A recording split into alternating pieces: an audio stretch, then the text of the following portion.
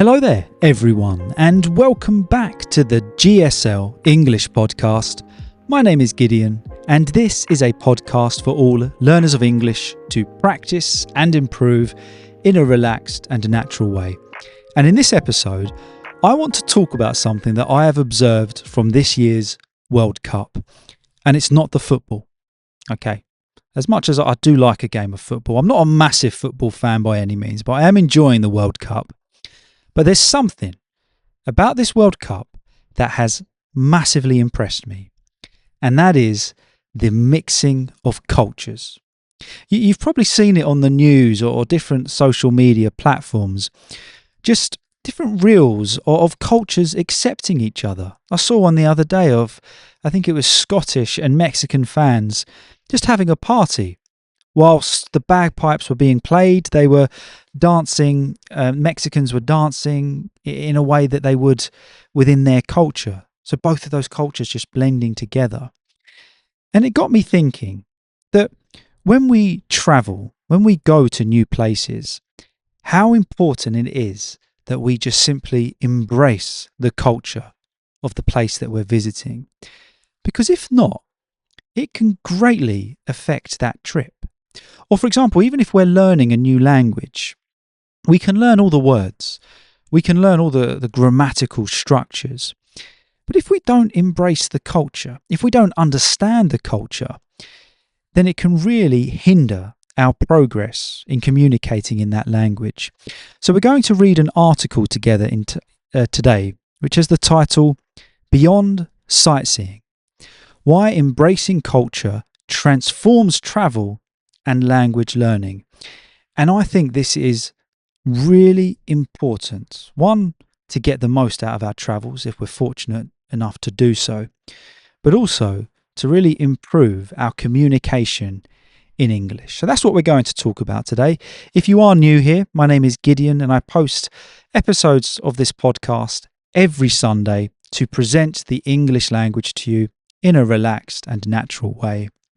And we try and talk about a wide variety of different topics and basically just put the world to rights together. And if you are a returning viewer or listener, thank you for coming back. I do appreciate your support. I hope you're doing well. I hope you've had a good week. You will notice that I'm not in my office this week, and that's basically because it's roasting here in England. We're having a ridiculous heat wave. I am melting as we speak. As we speak, my body is melting. I'm so hot. I don't do well in it. I wasn't designed for this kind of heat. And my parents' garden is really the nicest place to be when it's hot. And we got the family together, so it's a lovely weekend. So I thought, let's record the podcast in the garden. So yeah, I do encourage you, before we get into it, grab a cup of tea, grab a cup of coffee, something a little stronger if you'd like it, and just relax and just enjoy the English language together. So, going to get into it now. If you're watching the podcast, you can read along with me on the screen as I read the article. I do recommend, as an exercise, to read along with me at exactly the same time. So don't worry about perfection. Don't worry about, perfect pronunciation. But this is a really good way of just improving your flow and rhythm in that natural and authentic English. So if you feel like you want to do that, please do. If you feel like that's a rubbish idea and you don't want to do that, then don't. It's up to you. But I do recommend that if you do want to improve your speaking skills. Alrighty, here we go. So I'm going to read it in its entirety and then we'll break it down and see what we can learn. Here we go. In an age when international travel has become more accessible than ever before, it is tempting to view a holiday simply as an opportunity to escape everyday life, tick famous landmarks off a bucket list, or capture the perfect photograph for social media. Yet those who return home with the richest memories are rarely those who have merely visited a destination. They are the travellers who have immersed themselves in its culture. While landscapes, architecture and cuisine certainly contribute to a memorable experience, it is culture the beliefs, customs, traditions, values, and everyday lives of the people that gives a place its true identity. Travelling, at its best, is an exercise in broadening one's perspective. It challenges long-held assumptions, encourages curiosity, and reminds us that there is no single correct way to live. Every country, every region, and often every community has developed its own unique customs over centuries, shaped by history, geography, religion, politics, and countless generations of human experience. To embrace these differences is not merely to become a better traveller, it is to become a more informed and compassionate global citizen. Unfortunately, many tourists never move beyond the comfort of familiarity. They seek restaurants that serve food from home, complain that local customs are inconvenient, or criticise traditions simply because they differ from those they are accustomed to. Such attitudes reduce travel to little more than geographical relocation. Physically, they may have travelled thousands of miles, but mentally, they've remained exactly where they started. The most rewarding journeys begin when we abandon the belief that our own cultural norms represent the universal standard. Instead of asking, why do people do things this way, with skepticism, we begin asking the same question with genuine curiosity. That subtle shift in attitude transforms every interaction into an opportunity for learning. Perhaps nowhere is this more apparent than in our encounters with local people. A traveller who learns a few expressions in the local language shows respect for cultural etiquette and expresses sincere interest in local traditions, and often receives a warmer welcome than one who expects everyone to adapt to them. Even imperfect attempts at communication are usually appreciated because they demonstrate humility and respect. A simple greeting, an effort to pronounce someone's name correctly, or a willingness to try unfamiliar food can open doors that remain firmly closed to less adventurous visitors. Moreover, cultural understanding allows us to appreciate behaviour that might otherwise seem puzzling. In some countries, punctuality is regarded as a sign of professionalism and respect, while elsewhere relationships may take precedence over strict adherence to schedules. In some cultures, direct communication is valued because it is considered honest and efficient. In others, indirect language helps preserve harmony and avoid causing embarrassment. Without an awareness of these cultural differences, misunderstandings are almost inevitable. Travel therefore teaches us an invaluable lesson. The world cannot be understood through the lens of a single culture. It encourages us to suspend judgment and replace assumptions with observation. As the anthropologist Margaret Mead famously observed, if we are to achieve a richer culture, we must weave one in which each diverse human gift will find a fitting place. This principle extends far beyond travel. It lies at the very heart of successful language learning. Every language reflects the priorities, values, history, and worldview of the people who speak it. Words carry cultural associations that dictionaries alone cannot explain. Idioms often arise from historical events or shared traditions. Humour depends heavily upon cultural references. Even silence can communicate different meanings depending on the society in which it occurs. Consider British English. Learners quickly discover that communication often relies upon understatement, irony, and indirectness. A British person describing something as not bad may actually mean it's excellent. Likewise, the phrase, "that's interesting," does not always express admiration. Depending on context and intonation, it may indicate surprise, disagreement, or polite skepticism. Someone unfamiliar with British culture may understand every individual word, while completely misunderstanding the speaker's intention. Politeness offers another excellent example. English learners are often taught phrases such as, "Could you possibly?" "Would you mind?" or "I was wondering if," before fully appreciating why native speakers use them so frequently. These expressions are not simply grammatical structures. They reflect cultural expectations surrounding courtesy, personal space, and social harmony.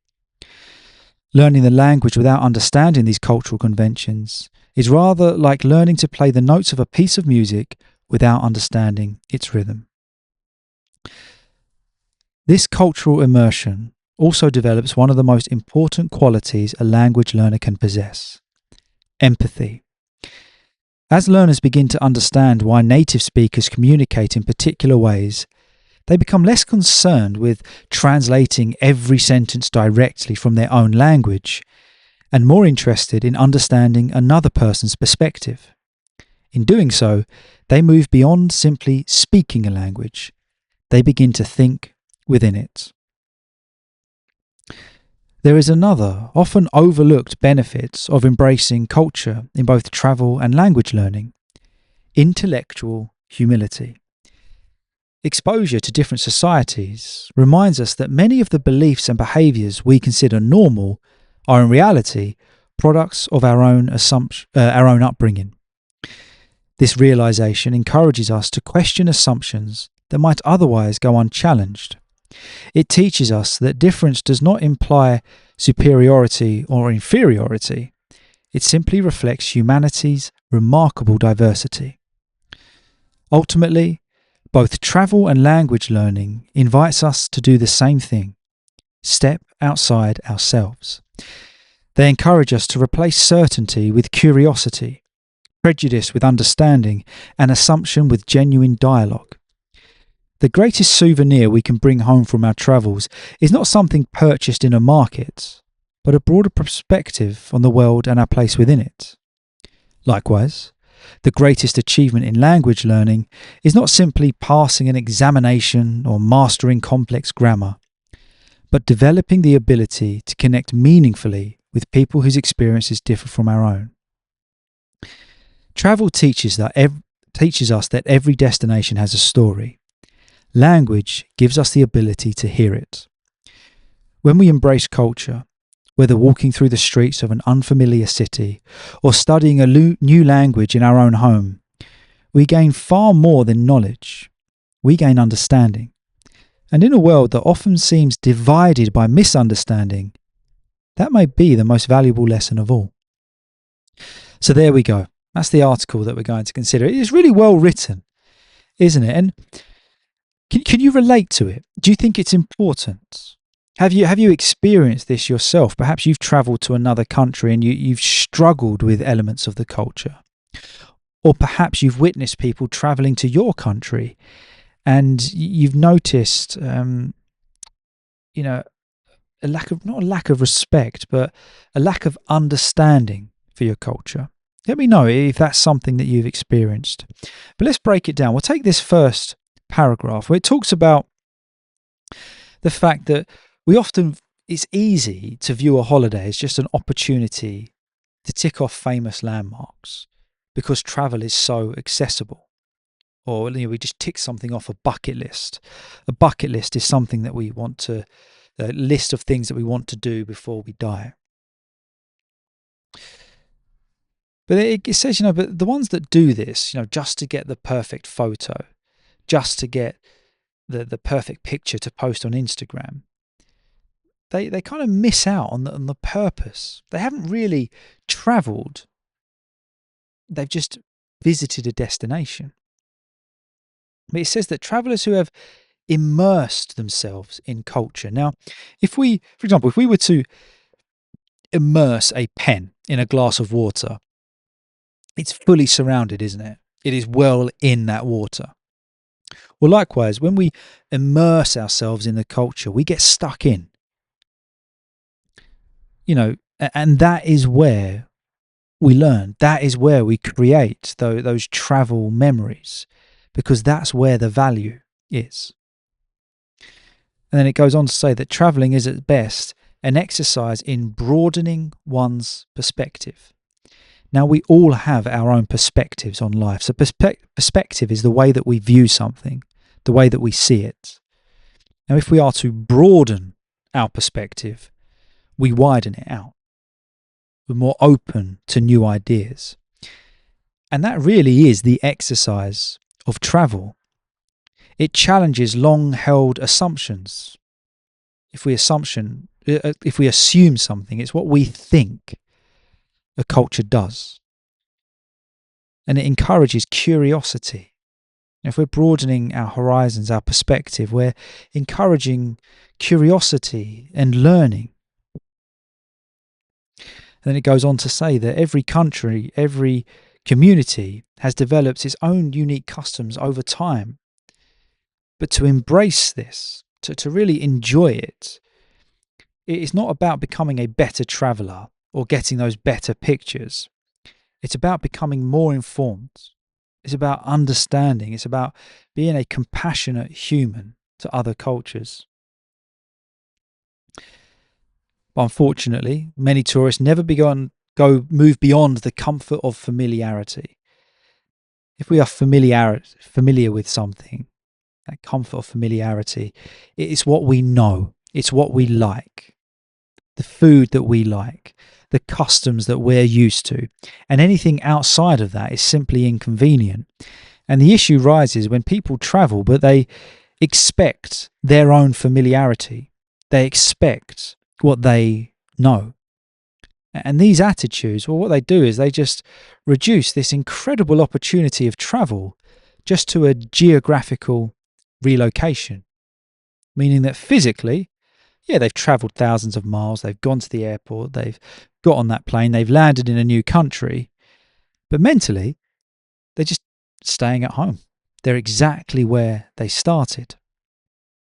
So to get the most out of travel, really it's this idea of just being open to the experience of a new culture. It's interesting, I like this next point, that the most rewarding journeys begin when we let go of our own cultural norms. What we feel is the cultural standard. Let it go. Leave that at home. And instead of asking, why do people do things this way, with skepticism? If we have skepticism, we're skeptical about it. We're questioning it. We're not too sure that we understand it. It's easy to do that, isn't it? When we're abroad, it's think, well, why do they do it that way? They should do it this way. But maybe we can ask the same question with curiosity. I wonder why they do it this way. Perhaps there's something we can learn.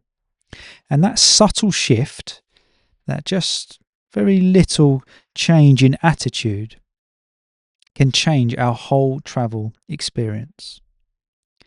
Then it talks about this being most apparent or most obvious or clear in our encounters or our interactions with local people. Have you ever had it where you've gone abroad and you've just learnt a few of the local phrases? It's by no means perfect. You're not going to have a full conversation in that language. But you're showing cultural respect, aren't you? You're trying, and hopefully, more often than not, because you've done that, you're going to receive a bit of a warmer welcome. An effort to pronounce someone's name correctly, or a willingness to try unfamiliar food, or get involved in something that pushes us outside of our cultural comfort zone. Well, that's really what helps us to embrace those travel experiences. And also, it helps us to appreciate behaviour that might otherwise appear puzzling. I know when I lived in the Dominican Republic, there were certain things that were done in certain ways that really I just didn't understand. But if you just try to open that perspective a little bit and just try to understand why they do things a certain way or where that comes from, you might still not understand it, or you might still not think it's the best way of doing something, but it just gives you insight into the reasons as to why that's how they do it. And it's not necessarily wrong, it's just different. It gives an example here that in some countries, punctuality, being on time is regarded as a sign of professionalism and respect. I would say that's true for me here in England. Whereas in other societies, relationship takes precedence. It is more important over strict adherence or following of schedules. In some cultures, direct communication is valued, being honest and efficient, telling somebody how you feel and where they've gone wrong or right. That's valued. But in other cultures, I'd say sometimes here in England, we avoid that just to keep the peace, just to keep the harmony. But neither's wrong, is it? It's just different. So when we travel, it's just being okay with those cultural differences. Then it kind of ties it together with this invaluable lesson, meaning that it has no value. The world cannot be understood through the lens of a single culture. Meaning that, one culture can't give us a perception of how the whole world should run. It encourages us to suspend judgment and replace assumptions with observation. So rather than just assuming the way something should be or assuming what a culture is going to be like, just observing and learning. And then it extends this principle into language learning. Every language reflects the priorities, values, history, and worldview of the people who speak it. If we think of idioms, for example, when you go into the history of idioms, and every language has their own idioms, their own expressions, they often tell us a lot more than just the language. They talk to us about shared traditions, history, where that country has come from, the way things were run in that country many, many years ago. Often those idioms and expressions are almost a book or a story into that cultural history. So it gives some examples here. So British English. Communication often relies on understatement, playing things down, irony, and indirectness. Not saying things directly as we'd really like to. And it gives a good example. A British person might describe something as not bad. You buy an ice cream. I said that as an ice cream van was going by. Or maybe the ice cream van started before I said that. I don't know. Still, can you? I don't know if you can hear that. Anyway, yeah, as not bad. So if I describe an ice cream as not bad, in some cultures I'll think, well, not bad. I would hope it's not bad. But in England, if you say something's not bad, you could well be saying it's the best thing you've ever had. Oh, that's not bad, that ice cream. It could mean that it's excellent. But if you didn't understand that about that cultural way of using that, then it would create confusion. Likewise, the phrase, that's interesting, can have a completely different meaning depending on the context and intonation. For example, if you told me something, I said, oh, that's interesting. I genuinely find that interesting. Or you could say something and I say, that's interesting. There's skepticism there. I'm not too sure that I agree. So if we were unfamiliar with this British culture, I might understand every individual word, but completely misunderstand the speaker's intention or what we're trying to say. So we see why it is so important that we understand these cultural norms to be able to communicate in that language. Politeness, for example. Could you possibly? Would you mind? I was wondering if. Here in England, why do we use expressions like that? They're not simply grammatical structures that are expected. Well, actually, it's the cultural expectation around courtesy, around being polite. This isn't just a sentence structure. It's here in British English, it's a cultural expectation of courtesy. Whereas in other cultures, you wouldn't say, would you mind? That would be beating around the bush. That culture would say, can I have? Nothing wrong with that. It's just different. But it's important to understand that culture to save being offended or feel like someone's being rude. You see how important it is that we do that. And it gives us a good example here that learning the language without understanding these cultural conventions is like learning to play the notes of a piece of music without understanding its rhythm. You've got to understand the rhythm of culture.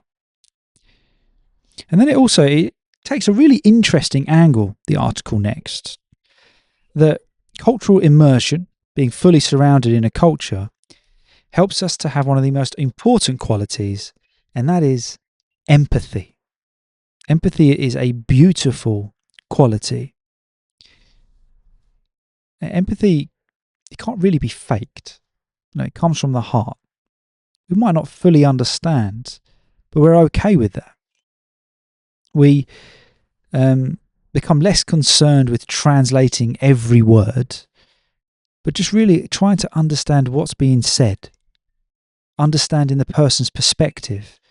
And then when we do this, we move beyond simply speaking a language, we're thinking with it. And there's another often overlooked, if something is overlooked, it's not thought of. Another benefit to embracing culture, intellectual humility. Exposure to different societies reminds us that many of the beliefs and behaviours we consider normal are in reality just products of our own upbringing.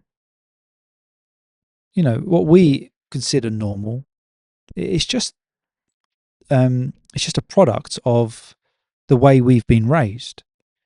So that intellectual humility allows cultural experiences just to test that a little bit. Differences do not imply superiority or inferiority. If a culture does something differently, it doesn't mean they're better than us. It doesn't mean they're worse than us. It just means that as humans, we are diverse. So then it ties it all together really nicely. That they all of these, it invites us to do something, and that is step outside of ourselves. Replace certainty with curiosity, prejudice with understanding, assumption with genuine dialogue. The greatest achievement in language learning is not simply passing an examination or mastering complex grammar, but developing the ability to connect meaningfully with people whose experiences differ from ours.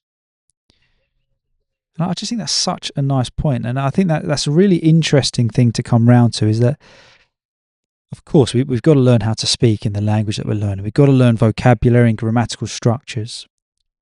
But it's all really irrelevant if we're not focusing on connecting with others. And if we want to connect with others, we've got to be okay with cultural differences. Every destination has a story, and language gives us the ability to hear it. So this really is the key point, that the two go together. Language gives us the ability to hear it, but being open to others' cultures and accepting it is what helps us to make the story. So it's not just about knowledge, is it?